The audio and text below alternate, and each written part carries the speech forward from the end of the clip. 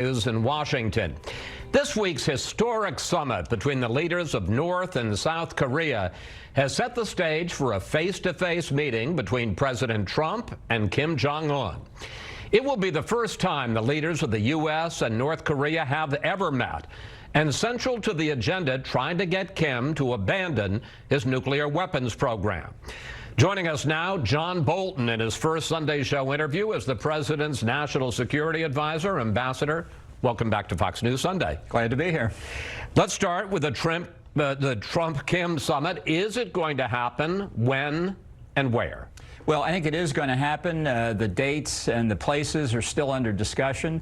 I think the President is eager to do it as soon as possible, but we still need to work out the precise parameters.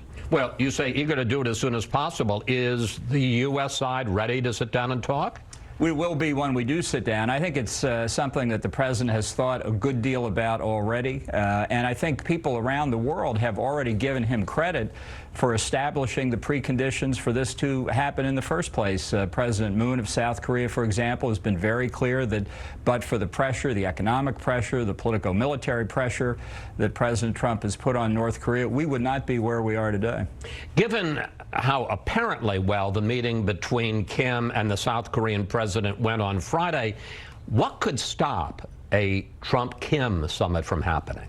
Well, we need to agree on a place, and that remains an issue. But if, in fact, Kim has made a strategic decision to give up his entire nuclear weapons program, then I think deciding on the place and the date should be fairly easy. Okay, so let's talk about your position, the U.S. position going in, what the U.S. wants from Kim.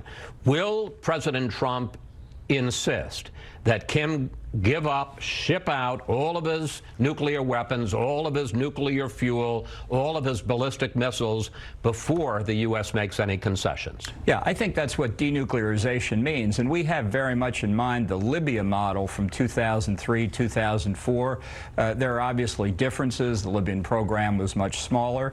But that was basically the agreement that we made. And so we'll want to test North Korea in this first meeting for evidence that they have made that strategic decision, and we have history to give us some assistance on it. In 1992, the joint North-South denuclearization agreement had North Korea pledging to give up any aspect of nuclear weapons and to give up uranium enrichment and plutonium reprocessing. Now, we've got other things to talk about as well: ballistic missiles, chemical and biological weapons, the American hostages, the Japanese abductees. But starting on the nuclear side with what North Korea agreed to more than a quarter of a century ago is a pretty good place to start. But just to pin this down, North Korea has to give up basically its whole program before the U.S.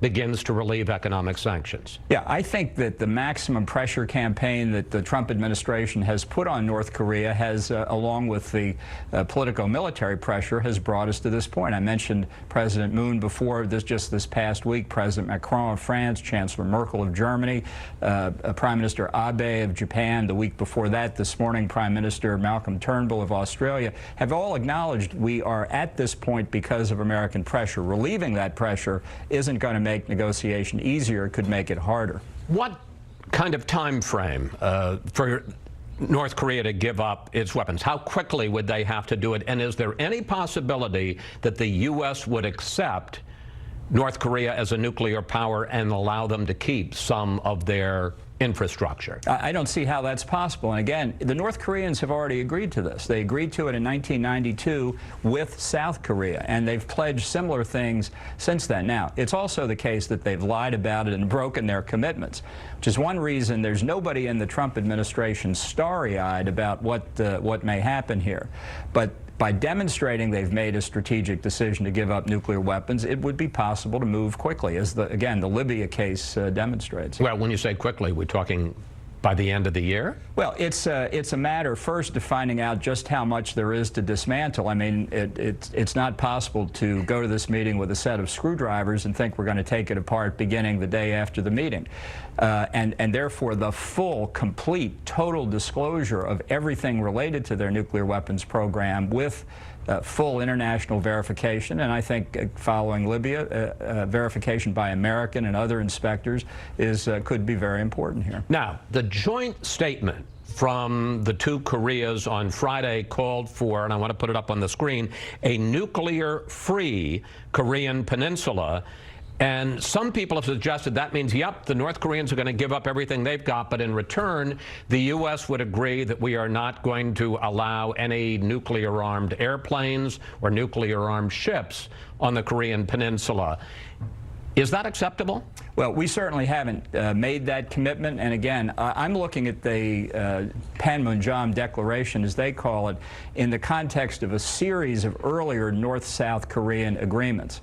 And again, looking at the 1992 Joint Declaration, when they said nuclear-free, they meant with respect to the two Koreas. So you don't view this as involving any kind of commitment from the U.S.? I don't think it binds the United States, no. After the summit on Friday, President Trump tweeted this: "Korean War to end.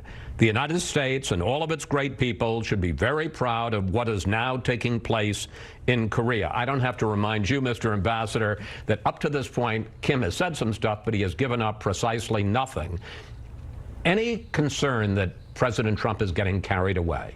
Not at all. As I said, there's nobody starry-eyed around here, and we've all been called a number of things. Naive is not usually one of them. I think the president sees the potential here for a historic agreement, a breakthrough that nobody could have imagined even a few months ago. That potential is there.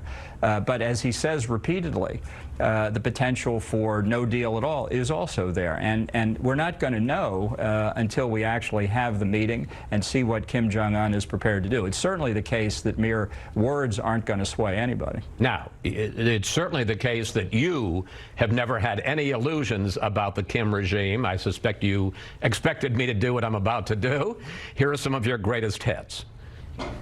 I think the only diplomatic option left is to end the regime in North Korea by effectively having the South take it over. Here's an all-purpose insult that you can use. I'll apply it to the North Koreans. Question: how do you know when the North Korean regime is lying? Answer: when their lips are moving. Now, I got to tell folks that while we were playing those, Ambassador Bolton had a smile on your face.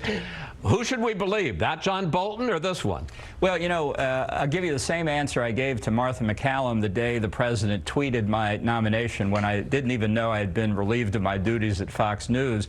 You know, I've said and written a lot of things over the years. I stand by every one of them.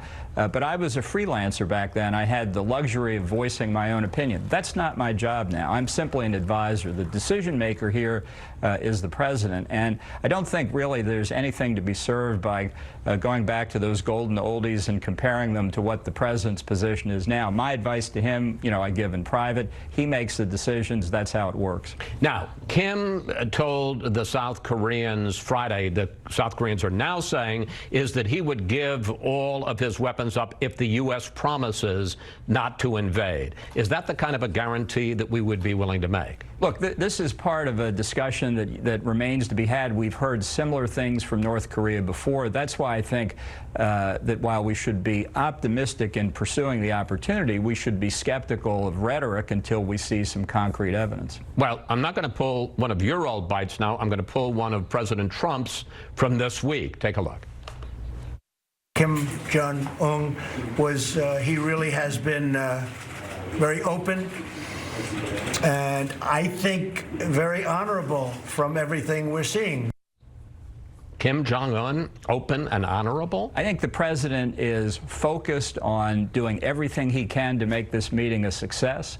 It's somewhat different than what he said before, but I think he's saying, look, if you're going to come with a real strategic determination to give up nuclear weapons, we're going to have a very serious conversation. Okay, let's turn to Iran, where President Trump has a May 12th deadline to decide whether or not to reimpose sanctions on the regime in Tehran and to pull out of the Iran nuclear deal. The administration is talking with our European allies about a plan to stay in the deal, but to add agreements that would limit Iran's ballistic missiles, sanction regional aggression, and end the sunset clause when Iran can start to break out and restart its nuclear program in 2025. Would President Trump accept that, stay in the deal, if you had those kind of strengthening add-ons? Well, let me start by underlining he has made no decision on the nuclear deal, whether to stay in or get out. He is certainly considering the framework, the 4 pillars that President Macron laid out in their meetings last week, the Iran nuclear situation now, the Iran nuclear situation into the future, Iran's ballistic missiles, and regional peace and security. And that, I think, is something that's of interest to the president and worth pursuing. But in terms specifically of the nuclear deal, there's no decision on that yet. But I guess what I'm asking is, does he feel that the deal itself is fatally flawed, or does he think that if you address some of his other concerns, like ballistic missiles, like the sunset clause, like their regional actions as a bad actor around the world, that you could fix the deal? Well, the question... Is it fixable is really the question. He certainly said very negative things about the deal, which imply that these other steps wouldn't really address that concern. But look, it's possible in the discussions with our European allies that we'll be able to see some possibility there. He'll make the decision when it's appropriate to make the decision, and that'll be up until May 12th. Finally, and we have been colleagues and always gotten along, but you know, I don't have to tell you, you're a controversial figure here in Washington, and I want to talk briefly about that. Former Secretary of State Powell's chief of staff said of you publicly, he's an absolutely brutal manager, treats people like dirt. Since you came in 3 weeks ago, at least 4 top officials in the National Security Council have either been pushed out or left. How do you plead to the charge doesn't play well with others? And in your new role, as you say, you're not a free actor now, you're a member of staff. Are you changing your ways, either softening your views or softening the way you conduct business? Well, it's also possible that the news media have that wrong, and that people who have disagreed with me in the past have a certain view of my conduct that I don't agree with. I'll let others speak to it. I have my views. I express my views. I try and manage fairly. I have made some changes in the staff of the National Security Council. I think that's perfectly appropriate. Change and continuity are 2 key elements in any organization, and we'll try going forward to get the right people there. But I think much of this mischaracterization was addressed back in my confirmation process for UN Ambassador in 2005. I invite all of those interested to read the report of the Senate Foreign Relations Committee. Do you think you get a bad rap?